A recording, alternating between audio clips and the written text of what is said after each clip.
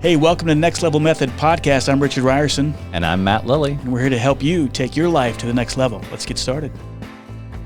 Well, today, Celeste Headlee. Yes. I've had her on Dose of Leadership about 4 or 5 years ago. She's a communication, human nature expert, award-winning journalist and author. I love her in the sense of her passion. Yes, very passionate. Her conviction of things. It's just great to have these conversations. I don't know if I would agree with everything on her, probably on a political perspective, but that doesn't matter. This isn't a political conversation. Right. But I just love her passion and her conviction. And I learned a lot about how to look at things, right? And I love how she said at the beginning, look, why are we having this conversation? Because I don't want to return to normal. Like, coming through COVID, when we were talking about COVID, she said, I don't want to return to normal. We need a refresh. Right, and yeah. I thought, okay, this getting back to normal is not a good thing, because was our life really that great prior to COVID? Meaning, isolation in our society, loneliness, division, so many things happening. It was a time for a reset. What do we want now, right? Yeah. What's our life look like?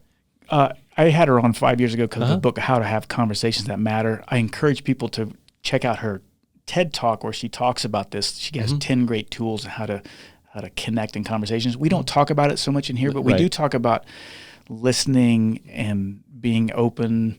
And I don't know. My takeaway from her again was kind of this. For me, my takeaway was not this dependency, the dependency on social media, which I'm guilty of. And I mean, there were some great takeaways on how to approach things, how to approach email, how to approach communication. Yes, definitely. Those are the things. Tactical tools, right? Tactical tools. What did you get out of the conversation? Yeah, same thing. I love her passion, love her energy. I love the fact she's well read. She researches. She knows a lot about the topics that she speaks on, and does talk on these things. But yeah, it was just so. Nice to have her on the show because of her passion and her energy around communication, but just how to look at the world a little bit differently than I looked at it before we did the podcast. Yeah, and the other thing is that we have way more time than we realized. That was another good takeaway. Yeah, definitely. How to get more focused. Yeah, she gives us a life hack, right? She gives us a life hack. So when you listen to the podcast, there's kind of, when I say life hack, there's a way to kind of really look at your life and say, hey, where am I investing my time or spending my energy? And is that really what I want to be doing? So she did, and then she ended up writing the book because she did it. So, I think for our core pillars, I think there's a little bit about energy in here. I think relationships, definitely, particularly as we get to the end and talking about how to have difficult conversations. Those were kind of my takeaways. Yes. I'm excited. And again, so much fun to have these conversations. Go check out nextlevelmethod.com to learn more about the services that we offer and the live events that we have coming up. Please take the time to follow us on your favorite podcast application. Take the time to subscribe, rate, and review. It does wonders for the algorithms to keep us front and center as an up-and-coming podcast in a sea of 2.8 million podcasts as we're trying to get ourselves known. We appreciate your support and effort in that. And let's get on with this conversation now with Celeste Headlee here on Next Level Method. Celeste, so excited to see you again and have you on the show. Welcome. Thank you. Thanks for having me back. Good to see you. We do so. Matt and I have been on these interview tear over the last 3 weeks, and we get so many, and it's so great. We have a team behind the scenes that are setting us up, and I saw this name, and I'm like, God, that sounds awfully familiar. And then I'm like, oh yeah, I remember talking to Celeste in 2017. We had such a fun conversation, and I was in pre-recording. Matt and I were talking. She's so fun to talk to, so I'm looking forward to this. Oh, that's really nice. And you've been busy since we last talked. I think when I had you on, we were talking about how to have conversations that matter, and then you wrote the book Do Nothing, and you got this new book coming out in November. It's called Speaking of Race, or why everybody needs to talk about racism and how to do it, right? Am I getting that right? Yeah. So that's there's so much to talk about. Yeah, but guys, where do we start? I guess I would open it up to you. I mean, maybe bring us up to speed on what you've been up to, and particularly since 2017 was such a different world than it is now, right? And we've all experienced so much, but bring us up to speed on where you're at. Yeah, the pandemic started just as Do Nothing came out.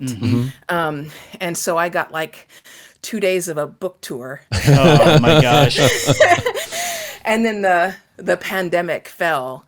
And I was all ready to talk about toxic productivity and our hustle culture and learning how to make new goals that weren't means goals but ends goals. and all that kind of stuff that was wrapped up in do nothing. And then, of course, the world shut down. But not only did the world shut down, but think about how much worse it's gotten on both my areas of expertise, right? You've got the one of productivity. And as the pandemic has fallen, we see that people are actually working longer hours, they're taking more meetings. All of that is worse. And then on the conversation, I mean, look, the protests over George Floyd's murder, the conversations that people are not having productively about COVID-19 and death and stress and anxiety and vaccines. And so it's been a fraught year. I mean, for everyone, right? Yeah. Right. And we weren't prepared. We were not in the healthy state of mind that we needed to be in order to handle this past year, cope well. So, yeah. And you said something in pre-show that I think was like a big red light that went off, which I really, really love, because I've been, I think we're all kind of tired of hearing, hey, when it goes back to normal, and it's like, it was supposed to last 3 months, right? 2 months, 3 months, and then we were going to go back to normal. So you said something in pre-show, so I don't want to take the line from you, but what was your take on it needs to go back to normal? So that's one of my big things was that as Do Nothing was coming out just as this was all starting, my whole point then was that we're not in a healthy state right now. So rather than us returning to normal, rather than us going back to the way that we were doing things in January of 2019, we need to reset. Right. We need to use this opportunity to refresh and completely rethink the way that we go about our daily lives, our goals, our habits, our work hours, whether or not work is really essential. Right. Because biologically, evolutionarily, it is not. Nice. Yeah, I like that. Yeah. Nice. So I want us to take this moment to breathe, to not only breathe and let ourselves, what do people say, be in your feelings, and to understand perhaps the toll that this past year has taken on you, but also use this moment to rethink what did your days look like before March of 2020? And was that healthy? Was that serving you? Right. Yeah, the hustle culture is certainly, if you're on Facebook or you're in this space and you're looking at everything, and if you've got side hustles or you're trying to go into a new career, everything else, it seems like you're never doing enough. Yeah. Right? You're looking at these things. I'm comparing myself to somebody else, which is always the bad part of social media. It's the comparison trap you fall into. And I certainly find myself going, I feel like I'm not doing enough. And like when it gets quiet and I have nothing to do, it's like this level of anxiety almost takes over me. And it's not an anxiety of like, it's like I should be doing something, right? And I don't know how or when that kind of indoctrination started to set in, but it is set in. Birth. Yeah, birth, yeah, it's you're birth. probably right. It's interesting because when I first started on Do Nothing, I wasn't writing a book, right? I was actually trying to solve my own problem, which is exactly this problem that you're talking about. I was just on the treadmill all the time, constantly trying to be productive. I didn't want to waste a second. I was hustling, right? I wanted to be successful. I read all those articles that say the 9 things that successful people do before 10 in the morning, right? And I started sort of trying to figure out where it all came from. And I honestly quite expected to find out that it was my technology, that if I could make a break from social media or learn how to put my phone away, that, turn off all my computers at, 9 o'clock at night or whatever time, that I would feel a lot better. But I tried that. I was a Luddite for over a month, like a month and a half. And it made things better. It didn't actually solve them. So the ensuing year and a half of research was basically me peeling back that onion, trying to figure out what's actually at the bottom of all this. And that's what led me back to the Industrial Revolution, meaning that, one of the big aha moments was for me was going through all these very dusty and boring treatises on labor practices going back to the ancient Greeks and Romans, Right. And discovering that human beings lived one way for most of 300,000 years.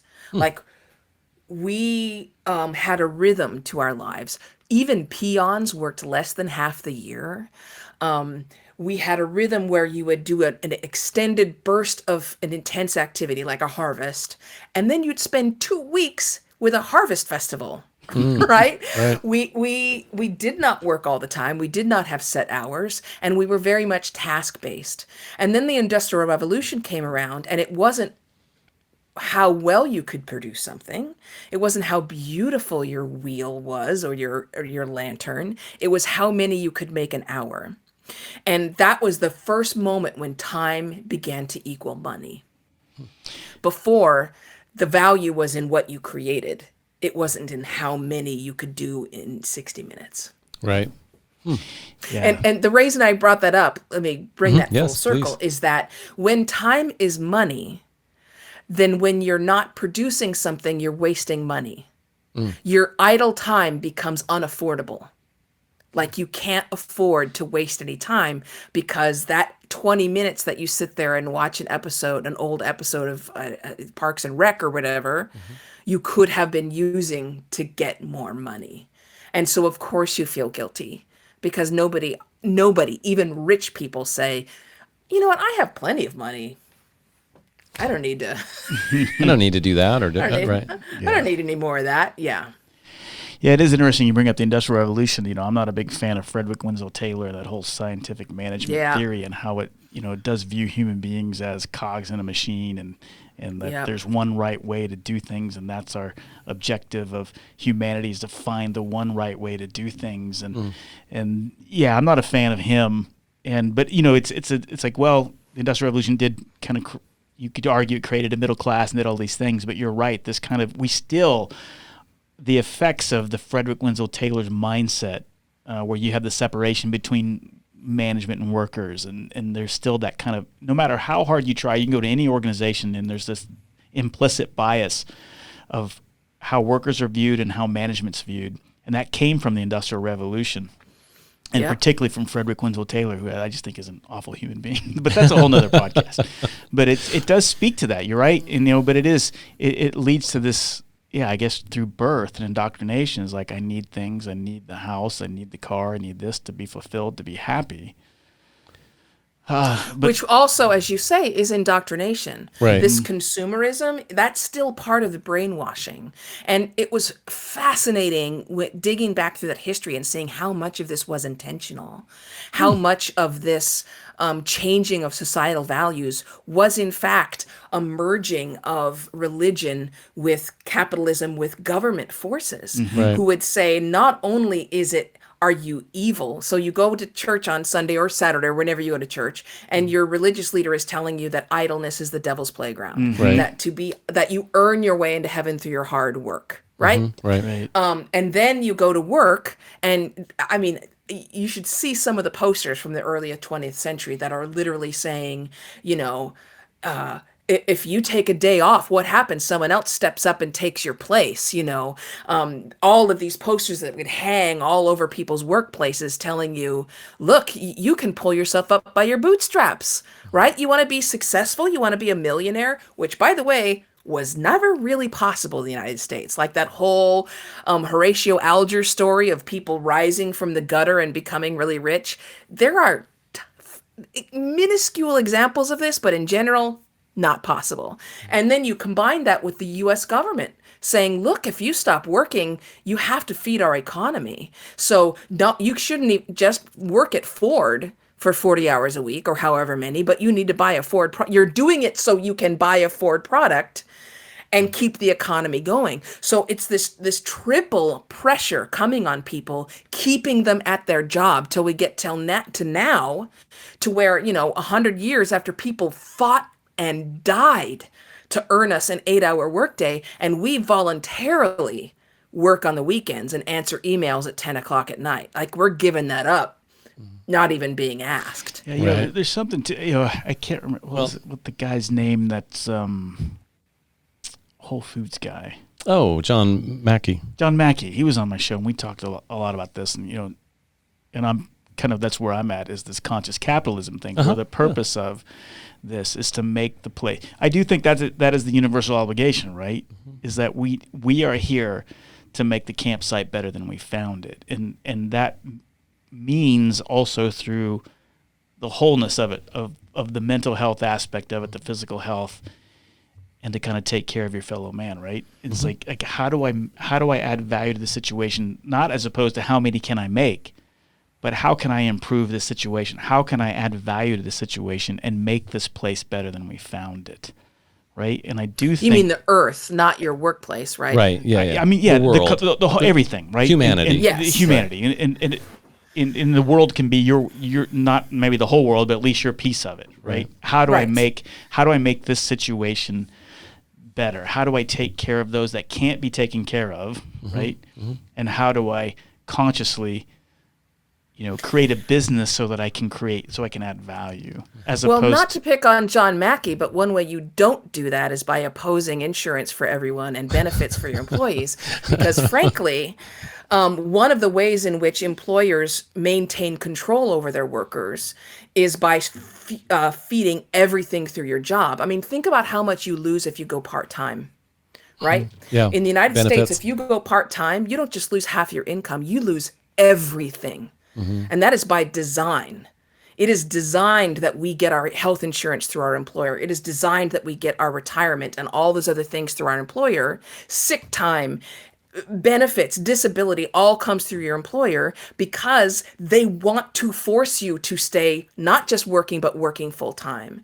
And John Mackey is somebody who opposes raising wages to livable wage. He opposes giving health insurance and benefits to all employees. So frankly, if you want to make the world a better place, you don't make everyone dependent on a full-time job. You create the kind of flexibility where if a mother or father or any type of parent decides to work a few hours a week and then stay home and take care of kids or homeschool kids or take care of a disabled parent or any family member, they can do that without suddenly being without health insurance, retirement, sick pay, and all of the other social safety nets that people require in order to have a good life. Well, I'm not an expert on this stuff, but I think that it does speak to kind of where these consolidations of power, or even everything's they're into, basically the technology and all the businesses are going to just like seems like a handful of folks, right? Yeah. Well, and I think a lot of this, to your point, is inherited over decades, if not centuries, right? I mean, the system, we are born into a system, because I'm an employer, I have employees and all that fun stuff, and I never really thought of it kind of in quite the way you just phrased it, but I was born into that system, right? So I learned from others. Oh, and it wasn't about a control thing. It was more of just, this is how it's always been done. So this is how, you hire, you get an HR company and say, oh yeah, this is the way it works and this is the way it functions and this is how we do benefits and here's the kind of, and some of it is mandated by the government to some degree of, okay, here's what a part-time employee is, here's what a full-time employee is. I mean, that's how you, so now that you say that, I it's all passed down generation by generation. And I know even the educational system was set up to feed the Industrial Revolution, right? That's the way, that's why education was set up the way it was and has been broken, I think, for probably many decades. Wasn't really helping people learn what their true gifts and talents were and accentuating those. It was really designed to make them great for assembly lines and production and, right, taking orders, right? And so if that's kind of if that's the disease, what's the cure then? What's the flip side of that? So what do we do now, knowing, because I love what you've done research-wise, and I think you even talk about it in your books and in your talks, but what's the silver lining, or where do we go from here? So there's a few levels of this, right? Yeah. I mean, it irritates me that the solution everyone's recommending right now is self-care. Self-care is fine, but there's only so much self-care that you can do. At a certain point, changes have to be made. Right. And there are plenty of CEOs and managers and executives who, once they become aware of some of these problems and these systems that disadvantage their employees, they are perfectly willing to talk about reforms. Right. And we don't even have to talk about it in terms of productivity, although we could. Like people who are less stressed, they're more compassionate, they're more creative, they're more innovative, all of those things. Like it's in someone's best interest to have healthy human beings working for them. Well, and again, I think I could probably talk to you for probably days on this, but I know that you reference this. So when we talk about that specifically, in some of your work, you've talked about that, or some of your studies, that really you only have like 4 hours a day, right? That's actually productive. And people that are, your I think premise here is that people that maybe work 20 hours a week are more productive, probably per hour, I'm assuming, than people who work 40 or 50 hours a week. And it's not even my premise, right? This has been established by research studies going back to the 19th century. Though I will point out one in particular that was carried out at a university in Illinois, in which they tracked a group of research scientists for a long period of time, and they found that the least productive of all of them who were those who worked more than 40 or 50 hours a week. Least productive. The most productive were the ones who worked between like 12 and, as you say, 20. They were the most productive. And are we talking productive per hour, or literally in a given week? Here's how much total productivity. So basically, it's apples to apples as far as what we would consider production, right? So production, but the hours. Somebody working less was more productive. And the reason for this is when you are working 40, 50, 60 hours a week, your brain, that's not what we're designed to do. Yeah. So essentially all that work that you produce after it's diminishing returns. It will be filled with errors. It will be not your best work. Someone else will have to go over it. It will be substandard. Right. Which means then people have to go back through it and fix the errors. They have to proofread. Sometimes that takes several levels of that because maybe you made a mistake early on and that then affected the whole rest of the work that you did. So when you start pushing the brain past the point of healthiness, again, you're going to get diminishing returns. And it's much, much better to put the brain into this field in which it is its most creative, its most healthy, its most relaxed. Microsoft, they do great research at the Microsoft Foundation. And over the pandemic, they did a bunch of brain scans of people on Zoom calls. And so one that, the control group is just the people who are basically going from one Zoom call to another Zoom call to another. And then the other group, they had them take at least a 10-minute break in between Zoom calls. I don't know how much fMRI scans you look at, but in an fMRI scan, the blues and the greens are basically a relaxed brain, right? Right. So you can watch over the period of the day. They mapped it out in the hours as the days went forward. And you've got the group that is going from one Zoom call to another, and over the course of the day, you just see it on fire, right? By the end of the day, it's red and orange and yellow. And the other group that's taking a break in between, the end of the day, it's pretty much still blue and green. There's some little flare-ups of red and yellow everywhere. And that's just another example of the fact that this putting your nose to the grindstone, my least favorite phrase ever, rise and grind. That's not how humans work. And we're doing damage to ourselves by trying to make our bodies work like a machine or like a computer. What do you say to, I'm thinking about these clients that I have and I'm coaching, and I'm looking at these, talking to the employees, and I'm getting people to focus on expectations and objectives, and I'm just thinking back to a conversation I had with one of my clients, and I'm like, well, what do you need to get this website up? I just need more time. And that's always the thing that everybody says, I just need more time. And I'm going like, and I guess I view it, and I'm curious what you think about this. I long ago have stopped worrying about emptying this 100-pound bag that's in front of me full of all these rocks. I'm always going to have a bag that's full, and around it there's going to be a bunch of rocks that I'm thinking I need to put in. And it seemed to help me in thinking like, look, there's always going to be there's always something to do. There's too much to get done. I never have enough time to do it. So once I shifted, like, what is actually the most important? What is the actually top priority? What are the most important things that I need to have in my bag at the moment? Then I started to be a little more relaxed and productive. In other words, focus on being the composed force in this kind of chaotic situation, realizing that the goal isn't to get through the to-do list, is to make sure, like, what is the most important thing to do at the moment? And just never, or just surrendering to this myth that you can get it all done, because I can't. And that's not a sign of weakness. That's not a sign of lack of productivity. In a calm way, like, it's ever shifting, right? Because at the moment, this is my top priority, and this is going to give me the most bang for the buck, or the most added value. Again, not about cranking out the wheels or the cogs, but what is going to have the most impact. And that, to do that, I have to withdraw, I have to take the time, I have to relax, I have to meditate, I have to think, right? And that's how I go through life. And so I'm curious what you think about what I just said. I mean, that's how I've been executing my life and coaching other people who seem to be inundated with, I don't have enough time. That was a long, sorry.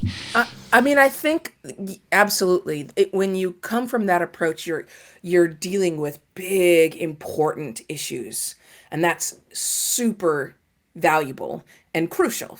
Frankly, you're getting people to move away from, like I was saying, moving away from means goals to end goals.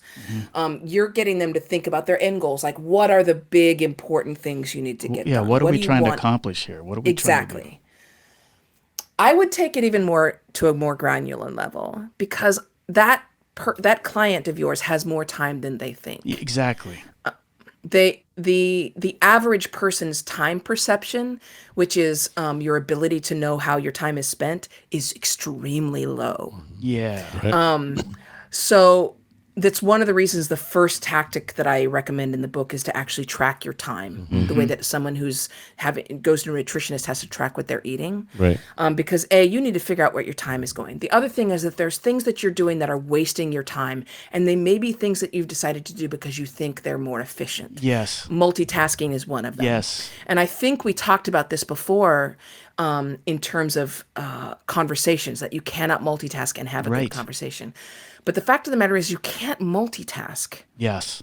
And Amen. all of the research that we have on multitasking shows that it's a massive time suck. Yes. That you're not doing either task well. Your IQ is dropping 12 to 14 points. And what you think you're doing is efficiently juggling all these things, but you only think that because you're getting these little shots of dopamine that are making you feel awesome. And in fact, you've just wasted a massive amount of time. So that client needs to do one thing at a time. Right. They need to put away their electronics so that their mind is not distracted. And they also need to work in bits of focused time.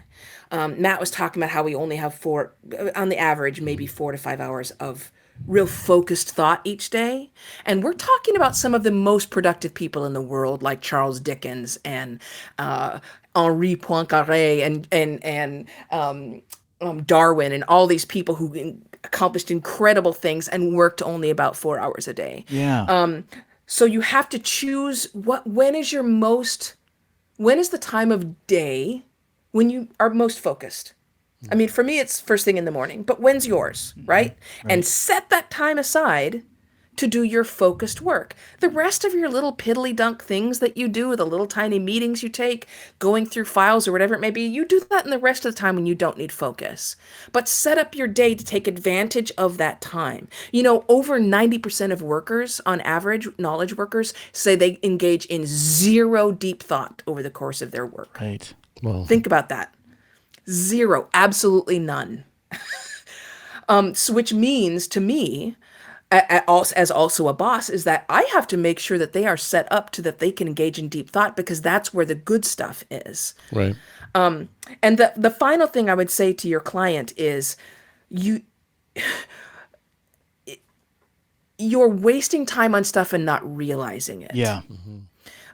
Email is one of those. Right. Email is one of the biggest time sucks that there is. So get your email under control and stop leaving it open all the time. Yep. By the way, leaving your email inbox open all the time is, to your brain, a form of multitasking, but close it. Yep. Close it out. Check it once an hour, once every half hour if you absolutely have to, but stop leaving that inbox open all the time, because it is wasting all of your hours. I love that. I started doing that when I worked in corporate America. I would only look at my email twice a day. once in the morning and once in the afternoon, and I got way more done. And I didn't use email for my primary modes of communication. I used it as a backup communication. Once I had, like, you and I agree with something, and I'm like, hey, Matt, great meeting with you. Here's what we agreed to. Thanks. I'll see you in 2 weeks, whatever, right? That's exactly the way you should handle email. And there is this fear at the beginning because people are always like, oh no, what if an important email comes in? But look, email has been around for a very long time. We have tested this. You're not getting an urgent email that has to be answered in less than 60 minutes. I did a test when I was in corporate America like that. I would get urgent, email or whatever, and I'd get it, and I said, I'm not even going to respond. I would ignore it, and you would be surprised how many of those urgent emails disappeared with no one even saying anything about it. I'm serious. I wouldn't be surprised because I spent a good. I mean, I think it's been like a year and a half more since I started taking days where I don't answer email at all. And I put an out of office thing saying I'm off email on Mondays. If it's really important, call me. I never got calls. Yeah. I, to this day, have not gotten one call. Right. Yeah. And it's not that urgent. And I found if it truly is something urgent, people... They will find a way to get they'll find a way to either text you, call you, get a hold of some. I mean, if you work with other people, they'll get a hold of somebody and say, hey, where's Matt? What's going on? Da-da.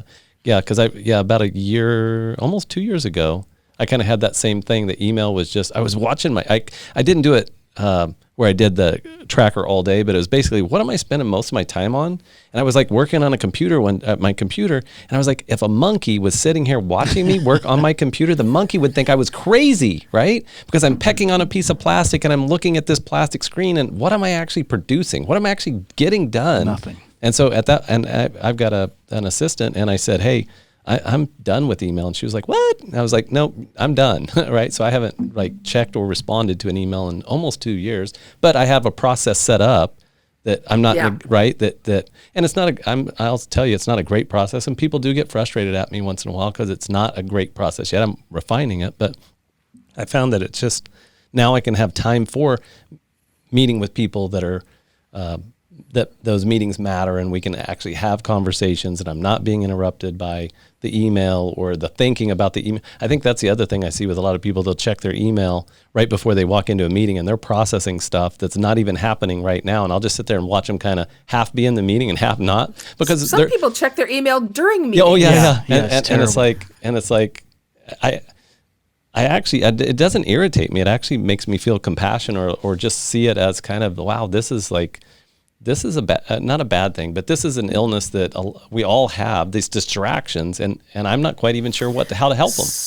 And this is one area where executives really can take the lead, because I can't tell you how many, when I go into an office space to do workshops or interventions, and I'll ask the employees, are you expected to answer email after work hours? They all say yes. Right. They all say yes. And then if I ask the CEO, they're like, no. Of course not. Right. So yeah, clearly those expectations are there, but they're not explicit, or you are not explicitly letting people know that they don't have to answer email.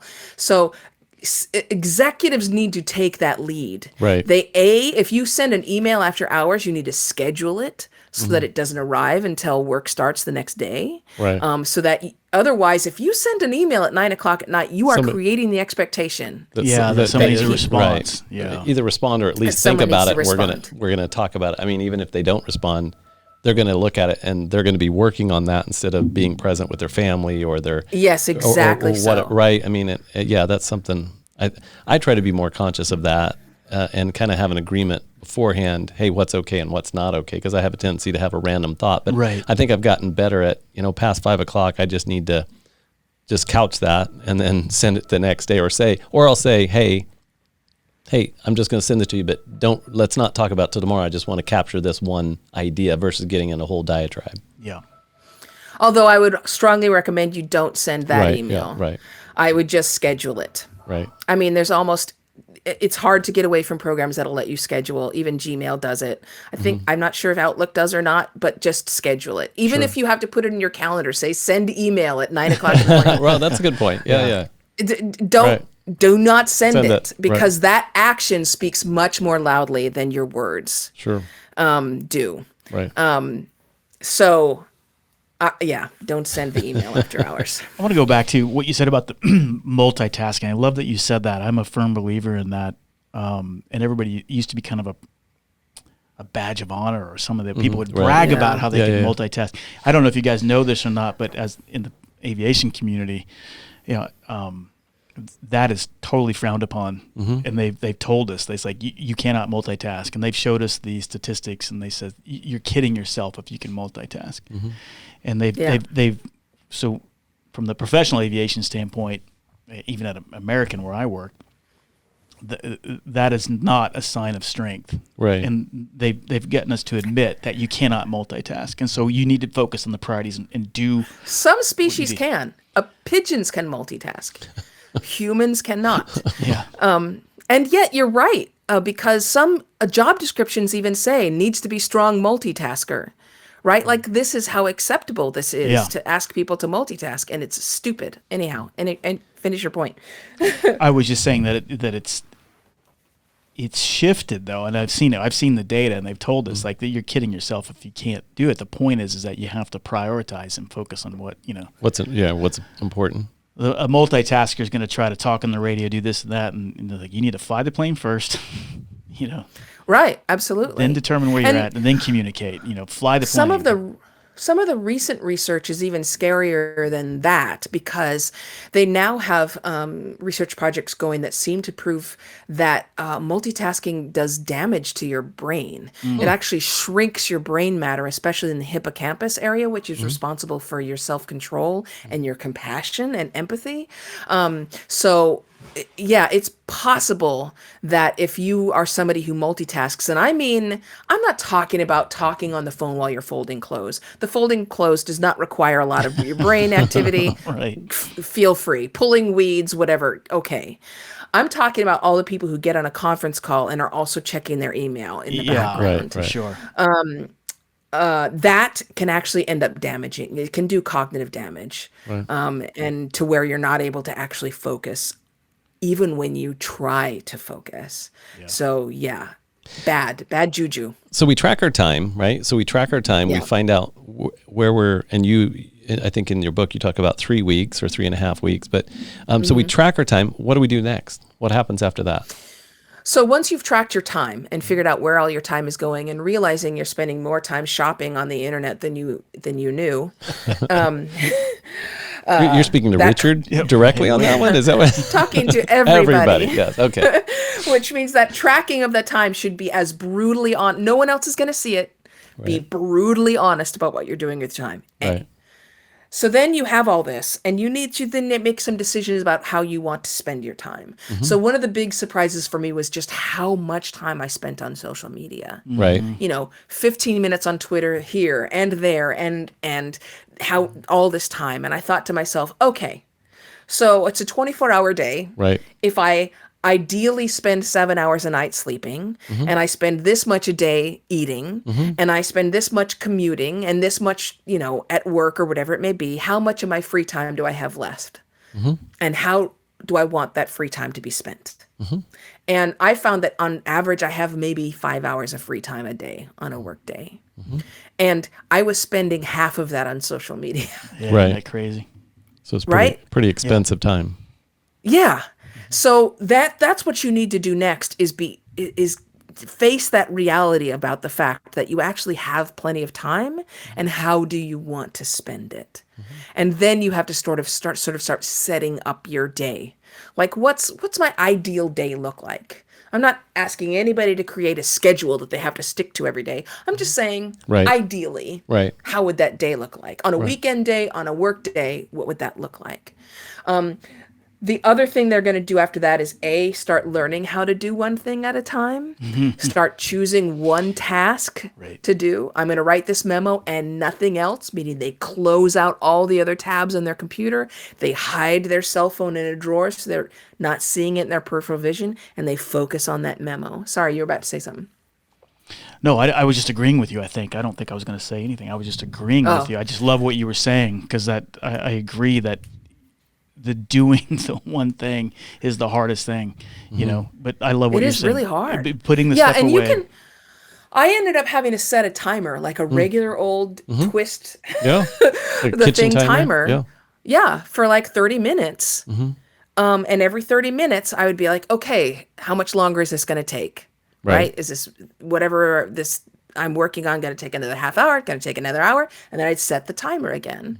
But I would make sure that every hour I was getting up to take a break for 10 minutes. Well, and going back to that Microsoft research, you need a real break. Right. Well, and I think that's, from what I've heard from your stuff, that, let's define what that break is, because I think for myself and for many people, the break is checking the Facebook. The break is looking at Amazon to see what the deal of the day is, right? So what is an actual break, and what's the difference in my brain? Great question.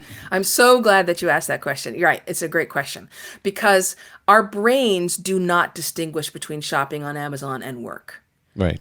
Does not make that distinction. So if you're staring at social media and refreshing your social media page, as far as your brain is concerned, you're still working. Right. So a break needs to be an actual rest point for your brain, a refreshment point. So you need to walk away from your electronics, and it's okay. You will survive. Right. We've only had the iPhone since like 2007. Right. It's been a blip on the radar of human development. You can make it for 10 minutes without any of your electronics. So shut down your monitor, put the cell phone down, and then walk away from it. Well, and go outside if you can. Right. Or talk to somebody on the phone. And I just, in my, from my reading and research, and obviously kind of leaning into this space more and more, what are we distracting? And this would probably be at least another hour conversation, but what are we distracting ourselves from? Right? Because I notice that when I'm doing these things, there's an underlying distraction from something, right? And it's not, and in my own case, I could say it's anxiety, it's social isolation, so I'm feeling pain because I don't feel connected to others, or I don't know where to turn. So, but what are we, because that's, for me, the Netflix, the Facebook, it's my attempt to numb my brain from something. So what is it I guess in your opinion, you've done more research on this than I have, so what's your take on that, I guess? Well, let me ask you, what is it that you are what are you putting off until you retire? That's interesting. Well, I've never really thought about retiring, but I think I'm putting off just that.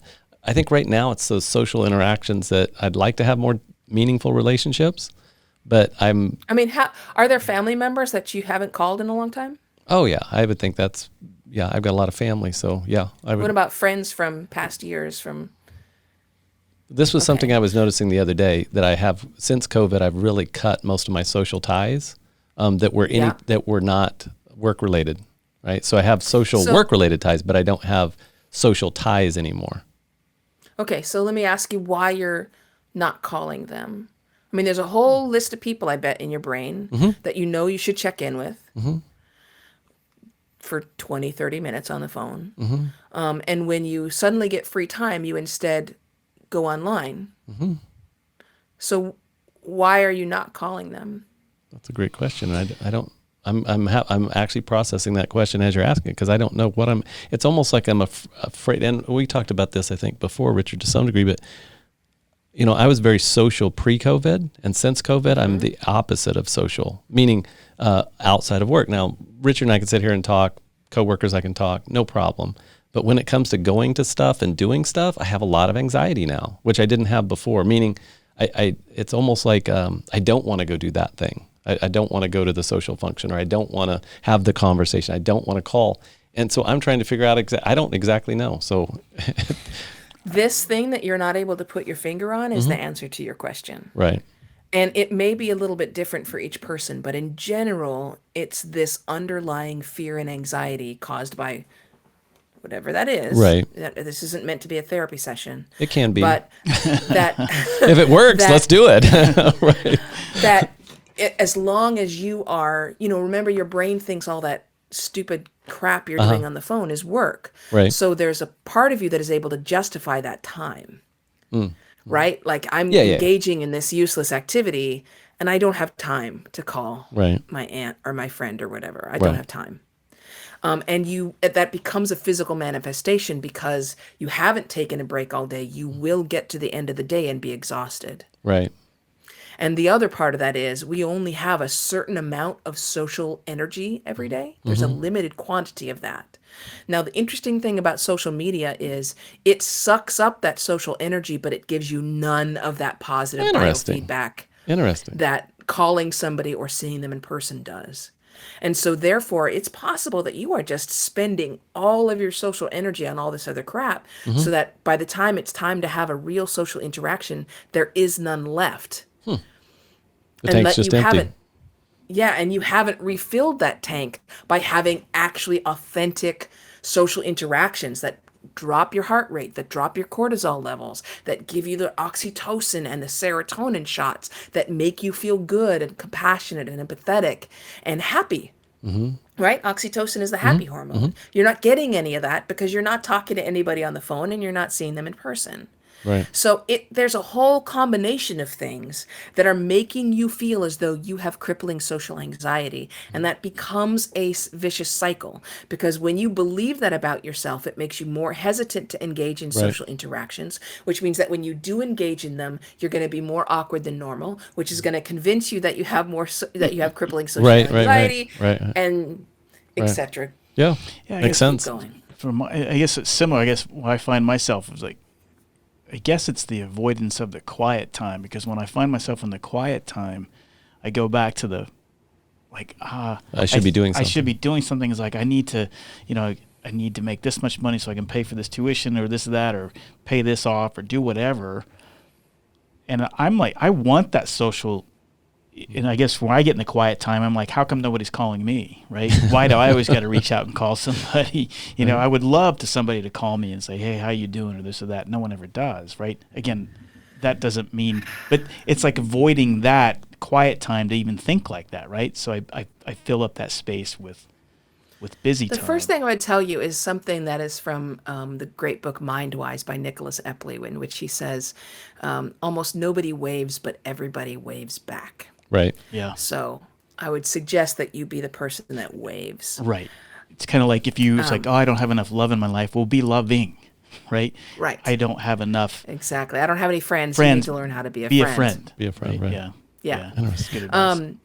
So, and I say this to young reporters all the time, and they're like, how do I get started reporting? I said, start reporting. Right. Yeah, exactly. Right. Don't wait for someone to give you permission to report. You go start reporting. Yeah. It's the same exact thing here. But also,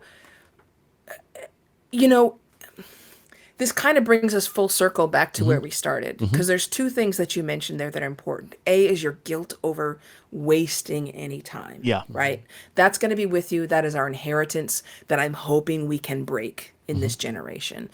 Every ensuing generation since the beginning of the Industrial Revolution has leaned into that as a motivator. Right. Right? That's supposed to motivate us to work harder, and it's now at the point where it's just completely toxic and crippling.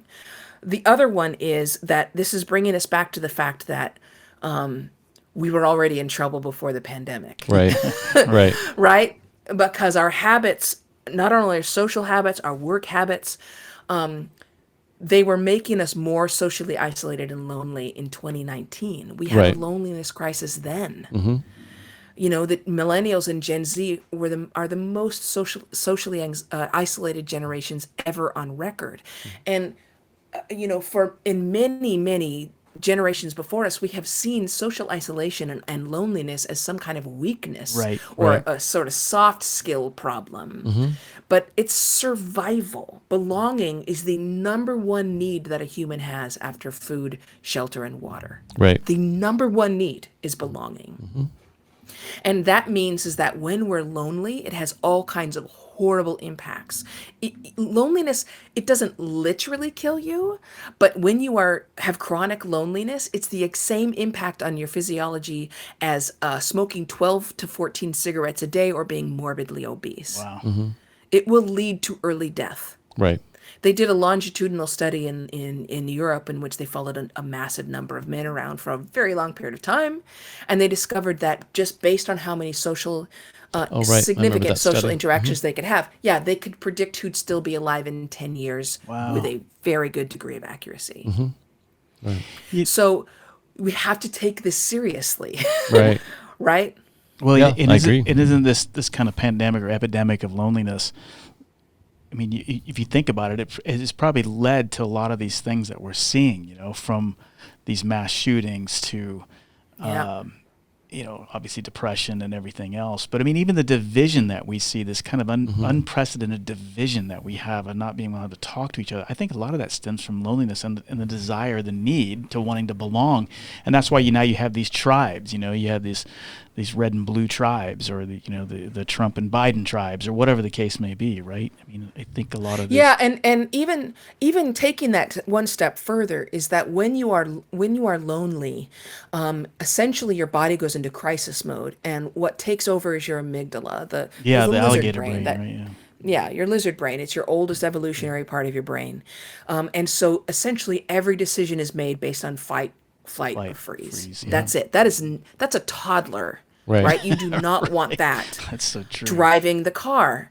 So every single bit of information comes in. It never makes it out to the outer levels of your brain, outer layers of your brain, which is your executive decision making, your compassion, your empathy, your self-control. It never makes it there. It gets to the amygdala, and that says either I'm going to run or I'm going to fight, and that's it. And that's what happens when you are lonely. Now, we have chronic loneliness, which means people have been living in amygdala thought for years. And not only is that make them very uncompassionate people, they're not even capable of it because it never makes it to that part of your brain. They are also making mistake after mistake after mistake. And that's going to make them even more in crisis mode. So Right. again, we get back to this vicious cycle where people are just in a terrible, terrible cycle of disaster. And until we can break them out of it, until we can help them reach a place of calm. And this is very important for managers and executives to understand, is that part of the challenge right now is that your workers in general are in this state Right. of fight or flight. Right. Right. And together, this is a problem for collaborative problem solving to figure out how to help people reach a place of calm. And we start by doing that by, number one, being aware of it and being aware of the loneliness. But how do if I recognize it in myself, I see myself in this chronic lonely state. I'm working from the lizard part of the brain, the lizard brain. What steps do I take? Is it just the awareness? Is that 90% of the battle? Just being aware of that, and then I wouldn't say it was 90% of the battle. It's an important first step. But another thing to think about is that we actually know what are the indicators of a toxic workplace. Like we know the signs that a workplace is toxic. So one of those indicators is that people are constantly competitively working long hours, for example. That's one thing to look for. You have to look for things like people are not bringing their authentic self to work. You have to look for things like I said, hyper competitiveness. You have to look for things like what's called organizational silence, which means that there are conversations that are happening, but they're not in the open.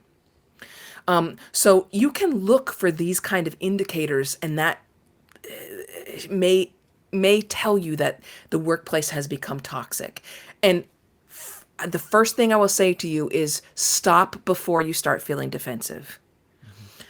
A toxic workplace may be because of failures in your own leadership, in which case, rather than wasting time feeling defensiveness and explaining how that's not true and all the good stuff you've done, start examining what you can change. That moment where you begin to feel defensive is also an incredible moment for empowerment. because if it was due to your own failures of leadership, that means you have control over making it better. That's number one.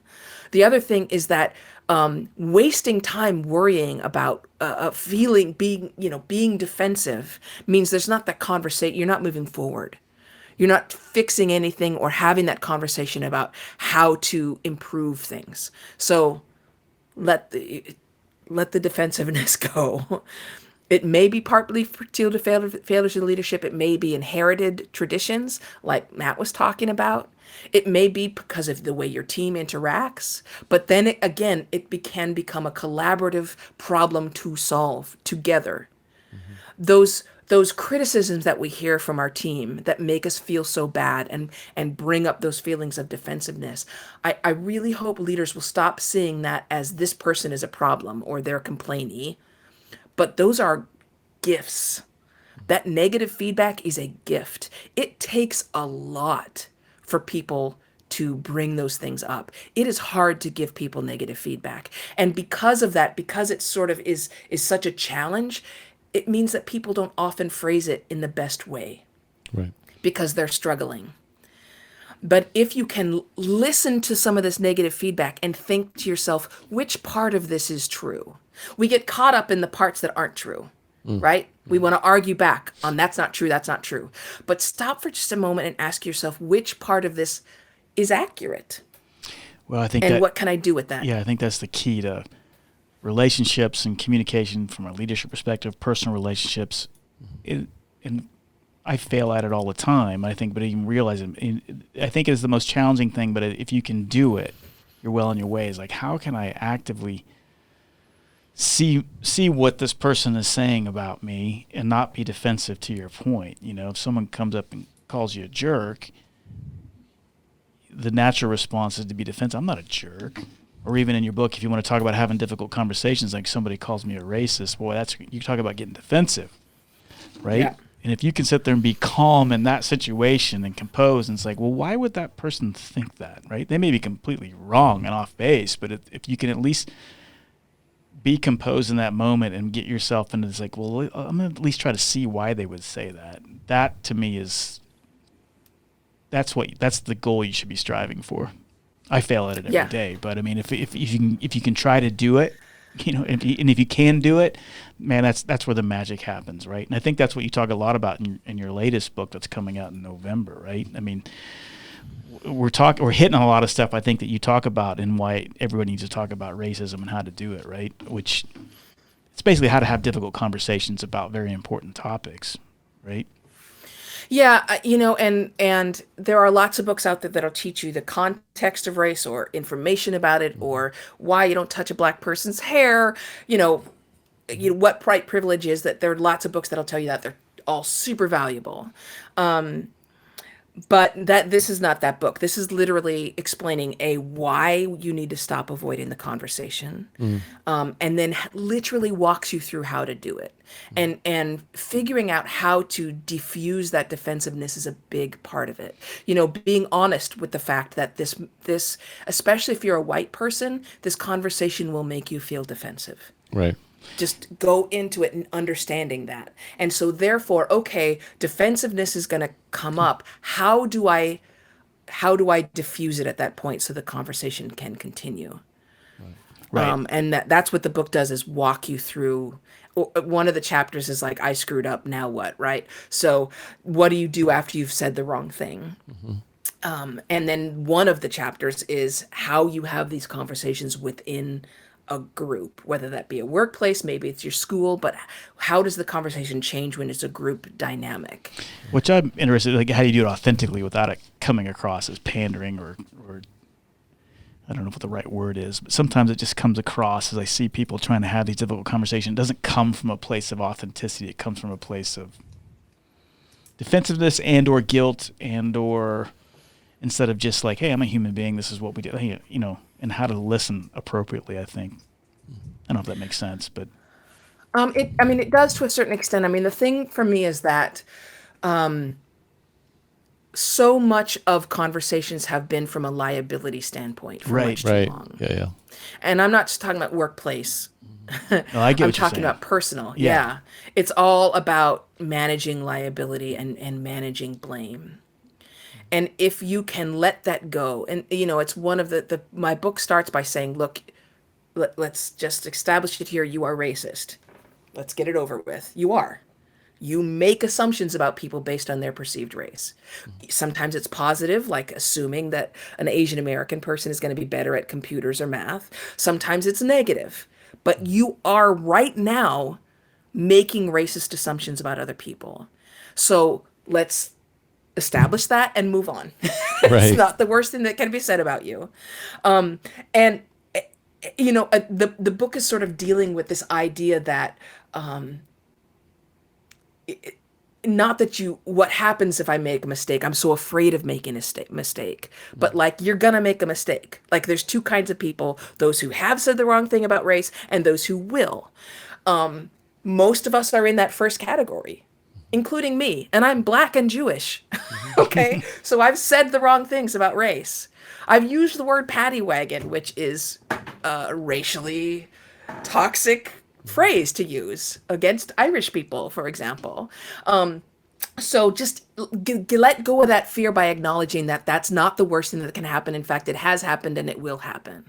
And in some cases, that can get people out of this defensive stance. People start these conversations being defensive and Right. thinking about liabilities and what they're responsible for. And as soon as you're defensive, this is one of the things I and on all of my books, I go into a lot of neuroscience, but I find it very, very fascinating that what happens to the brain when a person begins to feel defensive. Because we live in a very verbal society, meaning that no longer when someone attacks you, does that mean they're going to punch you in the face.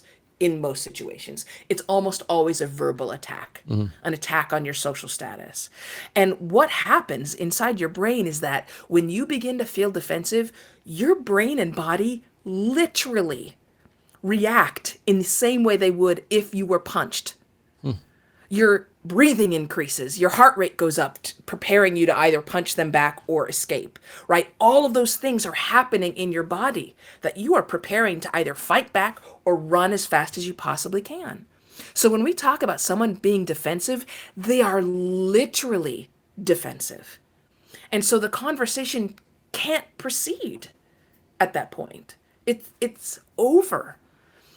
That's why it's so important to deal with defensiveness honestly and openly and learn how to let it go. Learn how to breathe our way out of that feeling.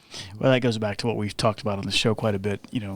David, you're always at a choice, right? You can choose how to respond to this. Right. And I think that's what I hear when I hear things like that, like having those difficult conversations. I do think, too, when you're in an environment, whatever the case may be, you can have these difficult conversations if you always remember what we're trying to achieve. If we're talking about a teamwork setting or even in your relationships and everything else, what are we trying to achieve here, right? And getting people to remind people what's the outcome we're trying to achieve. And once we are focused on the outcome, to me, having these difficult conversations, these authentic conversations, they become easier. I don't know if that makes sense, but that's how I've always approached when I'm dealing with multiple types of or situations where the difficult conversation needs to happen, is reminding people, why are we here in the first place and what are we trying to do? And once I get people centered on that, it seems to help the conversation be more focused. It puts the conversation in perspective. Like, okay, I hear what you're saying.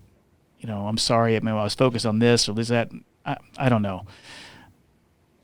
I totally agree with that. I think that's essential in all difficult conversations. But I'll give you an example in the workplace. Because oftentimes when something happens in a racial space or in a discrimination or bias space, gender bias, age bias, whatever, employers will bring in a DEI trainer and they'll have a conversation. Yeah, right. And essentially what they're asking people to do is, whomever the person was that was the victim of this discrimination or bias, they're supposed to open up their veins and bleed out on the floor for everybody. Right. And tell everyone about the most horrible day of their life, in recent months, and explain what this was and how it made them feel. And then we're counting on the idea that someone else who's possibly the perpetrator is going to hear this, and this is going to change their life. They're going to have their Paul on the road to Damascus moment, And the skies will open up and the choirs will sing and they'll be like, oh my God, I was a horrible person. Look what I've done to this person. I'm going to change all of my life going forward and never do this again. This is crap. That is not what happens. Right. We have zero evidence that actually works. And asking someone to reiterate something traumatic that they've been through is actually re-traumatizing. Yeah, it's just revisiting the trauma. So what is your goal? Right? I really want executives and leaders to think about this. When you go into these conversations about race, what is your goal?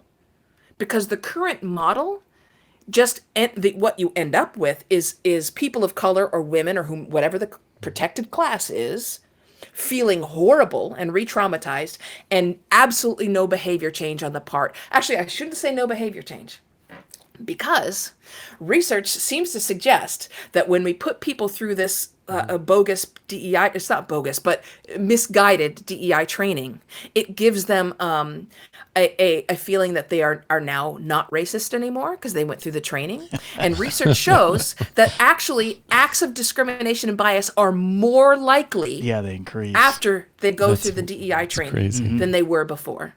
That's crazy. So there isn't no change. There's a change for the worse. Yeah, I guess I'm going back to an example. I've been in the Marine Corps. We had something like that, and it was, again, male-dominated.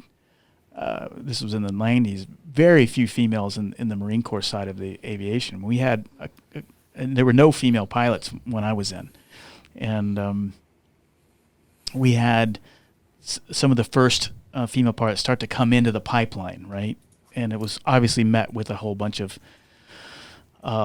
subtle biases to outward biases, as you can imagine, in this testosterone-fueled environment, right? And I'll never forget that one of the way it was kind of dealt with, at least on the Marine Corps side, and this leader I was with, it was kind of like, what are we trying to accomplish here? We're trying to accomplish, was the grander visions of like, we're trying to be the most eminent fighting force, blah, blah, blah, blah, blah, blah, blah, right? Mm-hmm. And why are we wasting time on this, right? And if you're going to act like a pig and do this, I mean, that was kind of the way it was present. It was always it was going back to, you are a United States Marine Corps officer held up, and these are the things, right? Like the values and the things that come up, and you acting like this is an opposition to what we stand for, right? And so all this time is wasting time and energy from what the people are expecting us to do, to be the eminent fighting force, blah blah blah. Now get on with it and get over it, right? That was kind of how it was handled. And I thought that was pretty effective. And it wasn't like making this female, can you imagine being the only you know what I mean? I mean, it can, and not to mention the research that seems to indicate that it's possible women are better pilots. Exactly. Right. Exactly right. Just for the record, the best student I ever had, I was an instructor in the military. I did that too. The best student by far I ever had was a female. Right. But you're exactly on track here, Richard, because, I do DEI workshops also now. That's become part of my work for this, as I've gone through all this research over writing the book. And what I do instead is just behavioral science. In other words, when I go into an intervention in a workplace, I don't say, okay, let's talk about values. I don't care about your values. Why don't I care about them? Because I can't change them. Yeah. Nothing I do is going to change your values. So we're not going to debate it. We're going to create anti-racist policies and procedures, and they will be followed. Period. This is how this workplace goes. And we don't need a diversity division. Why? Because diversity is how we do our work. So you either do the work the way the company does it, or you don't. The same way we don't have to debate, for the most part, a dress code. Right. Unless the dress code is racist or sexist. If you're asking that women wear high heels, well, we'll have a problem. But in most part, they're going to say don't wear cargo shorts and Tevas to work, right? And we're not going to have a lot of discussion about it. It's the same way here. You have to use behavioral science, which means for most workplaces and most systems in the world, racism and sexism are built in. Instead of arguing over that, we just need to acknowledge it and say, okay, if it's built into our systems, let's come up with better systems and procedures. And we create this system in which we reward those who are good team members and respectful for others. And you're punished if you're not. Yeah.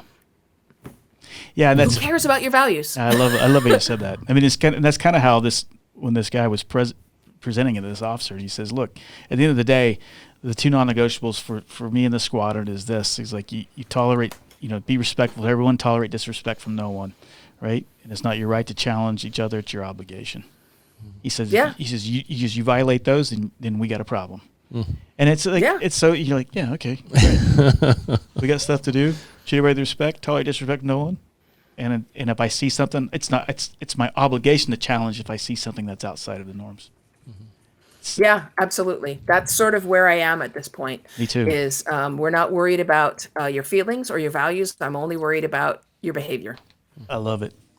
Good stuff. Celeste, we've been talking a lot here. It's an hour and 12. Is that right? Yeah. Oh my gosh. How can people learn more about you? I mean, you've got 3 great books. I mean, am I doing that right? Mm-hmm. Yeah. 3 great books. Yeah. Mm-hmm. And you have a podcast, I think, as well. And how can people connect with you? The easiest thing is just to go to my website. It's got all the links there. It's just celesteheadlee.com. I'm the one social media I'm active on is Twitter. So you can always find me there. I always have something to say, or dog pictures. And those are probably the easiest things to do. Perfect.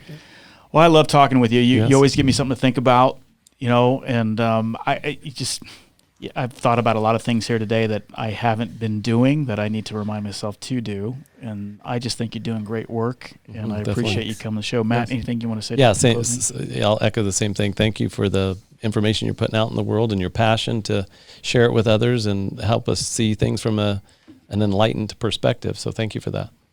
It's my pleasure. Thanks so much for having me on again. Yes. Thanks, Celeste. Hey, thanks for tuning in to the Next Level Method podcast. If you found some value in this, tell somebody about the show. Tell your friends, tell your spouse, tell your kids, let them know all about Next Level Method. And go to nextlevelmethod.com to learn more and join our community. Thanks for tuning in.